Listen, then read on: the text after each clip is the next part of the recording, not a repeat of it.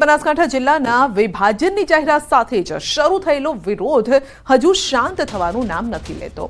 વિભાજન બાદ 3 તાલુકામાં ઉઠેલો વિરોધનું વંટોળ હજુ પણ ઘૂમી રહ્યો છે। બનાસકાંઠા જિલ્લામાં જ રહેવાની માંગ સાથે આજે ધાનેરામાં વિરોધ પ્રદર્શન યોજાયું। ધાનેરા હિત રક્ષક સમિતિ આજે ધરણાનો કાર્યક્રમ યોજશે અને ધાનેરાના અપક્ષ ધારાસભ્ય માવજી દેસાઈ પણ આ પ્રદર્શનમાં હાજરી આપશે। તો જિલ્લા વિભાજનમાં ધાનેરાનો સમાવેશ વાવથરા જિલ્લામાં કરાયો છે, જ્યારે કે ધાનેરાના રહીશોની માંગ છે કે તેમને બનાસકાંઠામાં યથાવત રખાય। માવજી દેસાઈ સહિત રાજકીય આગેવાનો આ વિરોધમાં જોડાશે અને વિભાજન બાદ ધાનેરા, કાંકરેજ અને દિયોદર તાલુકાના રહીશો વિરોધ કરી રહ્યા છે।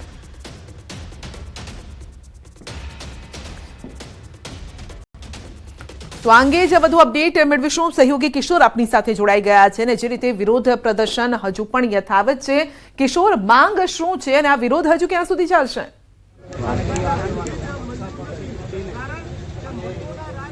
ચોક્કસથી સંધ્યા 1લી તારીખના રોજ બનાસકાંઠા જિલ્લાના જે 2 ભાગ કરવામાં આવ્યા હતા અને બીજી તારીખથી જ કાંકરેજ, દિયોદર અને ધાનેરા જે જિલ્લાના લોકો હતા તેમનો વિરોધ શરૂ થયો છે। દિયોદરમાં સતત 4થા દિવસે આજે ધરણા પ્રદર્શન થઈ રહ્યા છે, તો ધાનેરા શહેરની અંદર પણ આજે મોટી સંખ્યામાં ધાનેરા હિત રક્ષક સમિતિના બેનર હેઠળ ધરણા પ્રદર્શન યોજાઈ રહ્યા છે। અત્યારે આપણે દ્રશ્યમાં બતાવીશ કે મોટી સંખ્યાની અંદર ધરણા જે છે તે યોજવામાં આવી રહ્યા છે અને લોકો સ્વયંભૂ આ ધરણાની અંદર પણ જોડાઈ રહ્યા છે। આપણે દ્રશ્યોમાં બતાવીશ કે અત્યારે પણ મોટી સંખ્યામાં લોકો જોડાયા છે અને થોડા જ સમયની અંદર ધાનેરાના ધારાસભ્ય અને ભાજપના પૂર્વ ધારાસભ્ય પણ જોડાવાના છે। હિતરક્ષક સમિતિના રાવલજી આપણી સાથે છે। શું કહેશો, કઈ વાતને લઈને વિરોધ છે? ધાનેરાની પ્રજાનો એવો મત છે કે ધાનેરા તાલુકાને બનાસકાંઠા જિલ્લામાં જે રાખવામાં આવે, જે બનાસકાંઠા જિલ્લાનું વિભાજન થયું છે એમાં વાવથરાજ અને બનાસકાંઠા જિલ્લાના 2 ભાગ થયા, એમાં ધાનેરાને વાવથરાજની અંદર જે મૂકવામાં આવે છે એના માટે ધાનેરાની પ્રજા નાખુશ છે અને આક્રોશ છે અને એનો વિરોધ છે। વિરોધ જિલ્લાનો નથી, પરંતુ ધાનેરા તાલુકાને બનાસકાંઠામાં જ રાખવામાં આવે એવો પ્રજાનો મત છે। આપણી સાથે અત્યારે પૂર્વ ધારાસભ્ય નથાભાઈ પટેલ છે, વાત કરશું તેમના જોડે। શું કહેશો સાહેબ, કેમ થરાદમાં નથી જવું, કેમ વિરોધ કરી રહ્યા છો? અમે મીડિયાના માધ્યમ મારફત વારંવાર રજૂઆત કરી છે। બનાસકાંઠા જિલ્લાનું વિભાજન થયું એમાં અમને કોઈ વધો નથી, પણ ધાનેરા તાલુકાની અમારી માગણી છે કે બનાસકાંઠા જિલ્લામાં પાલનપુરમાં અમને રાખવામાં આવે। સામાજિક રીતે, શૈક્ષણિક રીતે, વેપાર અર્થે, વાદ વ્યવહારના અર્થે બધી રીતે બનાસકાંઠા જિલ્લામાં ધાનેરા તાલુકાને અનુકૂળ છે। ત્યાં ફક્ત કામ પૂરતું, કોર્ટના કામ પૂરતું કે જે કંઈ કચેરીના કામ પૂરતું જવાનું થશે, બાકીનું કોઈ પણ કામ ત્યાં થવાનું નથી। સીએમને મળ્યા હતા, શું કહ્યું સીએમએ?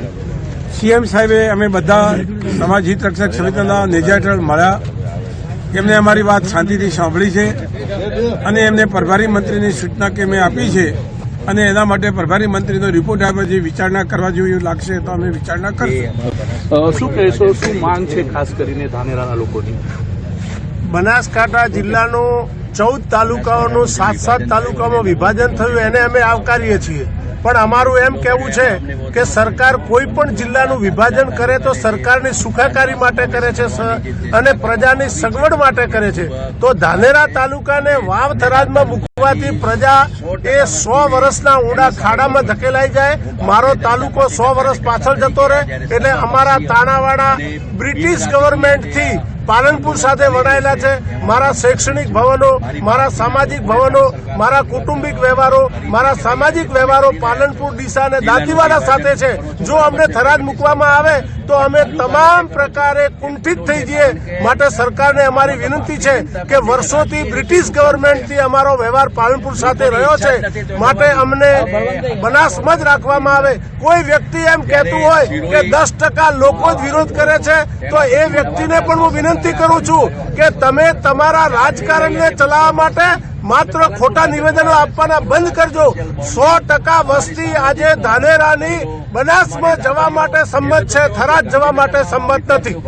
ધાનેરાના લોકો જે છે તે વિરોધ અત્યારે કરી રહ્યા છે સંધ્યા, અને ખાસ કરીને ધાનેરાના લોકોની માંગ છે કે ધાનેરાનો જે સંબંધ છે તે પાલનપુર જોડે છે, થરાદ જોડે ધાનેરાના લોકો દીકરી નથી આપતા કે ત્યાંથી દીકરી નથી લાવતા. તમામ જે સંબંધો પાલનપુર ડીસા તરફ છે તેને લઈને અત્યારે ધાનેરાના લોકો જે છે તે વિરોધ કરી રહ્યા છે. સંધ્યા જી, અને કોઈ બાહેધરી આપવામાં આવી છે સરકાર તરફથી, કારણ કે મિટિંગોનો દોર પણ ચાલતો રહ્યો છે, તો સરકાર તરફથી શું કહેવામાં આવી રહ્યું છે? સરકાર પણ જોઈ રહી છે કે આ રીતે વિરોધ થઈ રહ્યો છે, લોકો ધરણા પ્રદર્શન કરી રહ્યા છે, ધારાસભ્ય ખુદ હવે આ પ્રદર્શનમાં ધરણામાં જોડાવાના છે. કોઈ એવી બાહેધરી કે હા થશે અથવા તો આજ રહેશે, આજ પરિસ્થિતિ રહેશે? મહત્વની વાત એ છે કે સંધ્યા હજી સુધી જે નોટિફિકેશન પડવાનું હોય છે જિલ્લાનું વિભાજનનું, તે નોટિફિકેશન નથી પડ્યું, અને પ્રભારી મંત્રી જે છે બળવંતસિંહ રાજપૂત તેમના દ્વારા ધાનેરા, કાંકરેજ અને દિયોદરના લોકોને સાંભળવામાં આવ્યા હતા. અને દિયોદર, ધાનેરા અને કાંકરેજના ધારાસભ્ય જે છે, ત્રણેય ધારાસભ્ય લોકોની સાથે છે, અને કોંગ્રેસ હોય, ભાજપ હોય કે સ્થાનિક લોકો હોય, તમામ જે છે તે વિરોધ નોંધાવી રહ્યા છે. ધાનેરાના લોકોની માંગ છે કે તેમને થરાદ નહીં પરંતુ બનાસકાંઠામાં રાખવામાં આવે, જ્યારે કાંકરેજના લોકોની માંગ છે કે તેમને બનાસકાંઠા અથવા પાટણમાં રાખવામાં આવે, જ્યારે દિયોદરના લોકોની માંગ છે કે મુખ્ય મથક દિયોદર બનાવવામાં આવે. અને ઓગસ્ટ જી બિલકુલ, આપનો આભાર અમારી સાથે જોડાવા બદલ. જૂનું માર્કેટયાર્ડ લાલચોળ ડુંગળીથી છલકાયું છે, પરંતુ ડુંગળીના પૂરતા ભાવ ન મળતા ખેડૂતો પરેશાન છે. જૂના માર્કેટિંગ યાર્ડમાં ડુંગળીની ભરપૂર આવક થઈ છે. ડુંગળીનો પટ ભરાઈ જતા માર્કેટિંગ યાર્ડ દ્વારા તેમના જ અન્ય પ્લોટમાં ડુંગળી રાખવાની વ્યવસ્થા કરવી પડી છે. માર્કેટિંગ યાર્ડમાં હજારો બોરી ડુંગળીની આવક થઈ છે, પરંતુ લાલ ડુંગળીના ભાવ આ વર્ષે 100 રૂપિયાથી માંડી અને સારી ગુણવત્તાની ડુંગળીના 450 રૂપિયા પ્રતિમણ મળી રહ્યા છે, જે ગયા વર્ષની સરખામણીમાં 25% ઓછા છે. જો સારી ડુંગળી હોય તો ખેડૂતોને ખર્ચો માંડ નીકળી રહ્યો છે, અને નબળી ડુંગળી હોય તો ઉલટાના પૈસા ગુમાવવા પડે છે.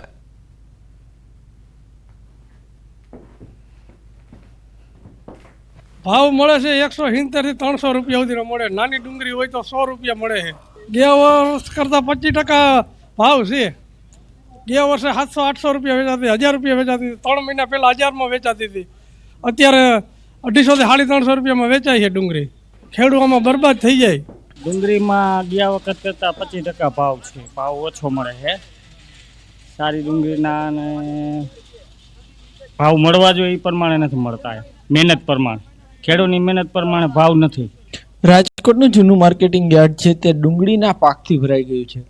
રાજકોટના જૂના માર્કેટિંગ યાર્ડ ખાતે જે છે અત્યારે હજારો બોરી ડુંગળીની આવક થઈ છે. ખાસ કરીને જે રીતના વાત કરવામાં આવે તો રાજકોટ જિલ્લા ઉપરાંત આસપાસના જે તાલુકા હોય છે, જિલ્લા હોય છે, ત્યાંથી પણ ખેડૂતો જે છે તે ગ્રામ્ય વિસ્તારોમાંથી મોટી સંખ્યામાં ડુંગળી વેચવા માટે જે રાજકોટ માર્કેટિંગ યાર્ડ સુધી આવતા હોય છે.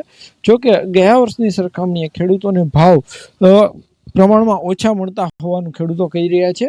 જે રીતના જે રાજકોટનું જૂનું માર્કેટિંગ યાર્ડ છે ત્યાં અત્યારે પુષ્કળ પ્રમાણમાં લાલ ડુંગળીની આવક થઈ છે. ડુંગળીના પટ છે તે પણ અત્યારે ભરાઈ રહ્યા છે.